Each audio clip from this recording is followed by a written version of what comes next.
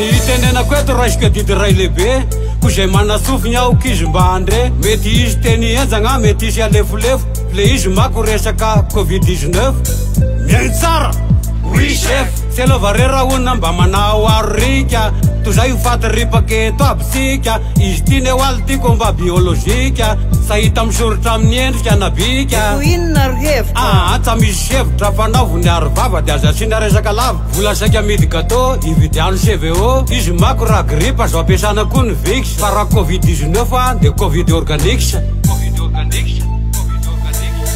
tatabe noely ô omeo CVO zahay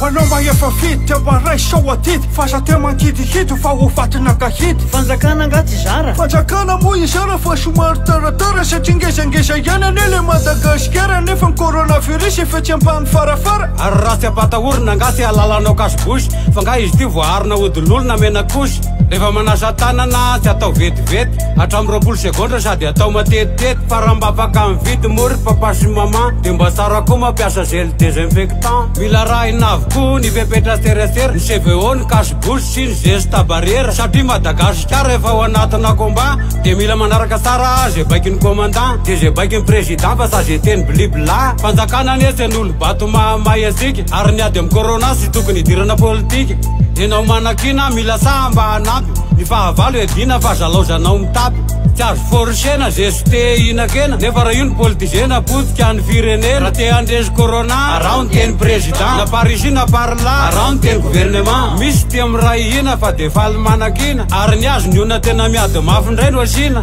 halany mako raha misy mavita zavatra amilay ary izy manakina io moantan'io raha mba mahay mila mailomailosika mila mailomailosika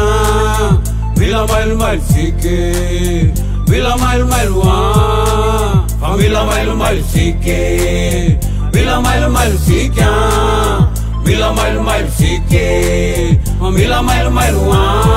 favelao aloha da sety mba isotra vetivety alohan'ny agnidinany fermeture secrète misaotra ny président misaotra ny gouvernement misaotra ny mirasy misahatra miady amy corona misaotra ny mpiazan'ny fahasalamana zay tena ao agnaty combat misaotra ny folalinda sy mba nanakurager les bras misaotra ny mpanao fanampina rehetra na gasy na vazaha isorana avokoa ianareo mpanao gazety na afany manaraka ny vaovao vetivety ny fisinareo na tsara zavatra tokoa raha tsy teo angabanareo de fa betsaka ny vo misaotra ny artiste nanampy fanetanana satria moa izy ty de iady raha manana yewa misaotra arzala